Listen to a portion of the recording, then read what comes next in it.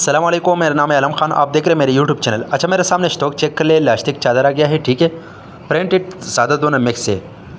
ये आप लोग चेक कर ले भाई, इस टाइप का माल है। कोशिश करना है वीडियो एंड तक देखना है। तो आप लोग चेक कर ले, बेहतरीन किस्म का साफ़ सुथरा माल है।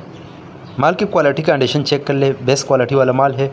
रेट इसका इंतहाई मुनासिब है। रेट के ऑर्डर के लिए आप व्हाट्सअप पर रब्ता कर ले। व्हाट्सअप पर आपको पूरा डिटेल मिलेगा। तो ये एक कस्टमर है, उसका ऑर्डर है तकरीबन 300 पीस का, क्योंकि आजकल इसका काफ़ी डिमांड है। सीज़न है इसका, क्योंकि ईद आने वाला है। बच्चों के लिए कपड़े भी बना सकते, मतलब और आइटम भी बना सकते। ये आप लोग चेक कर ले, जैसे तकिया कवर हो गया, ये चेक कर लो भाई। इस टाइप का माल है। मीडियम साइज़ कपड़े भी बना सकते हैं इससे। तो जिस चीज़ को भी चाहिए, स्क्रीन के ऊपर हमारा नंबर मेंशन किया, उस पर रब्ता कर ले। बाकी पूरा डिटेल आपको व्हाट्सअप पर मिलेगा। रेट इसका इंतहाई मुनासिब है।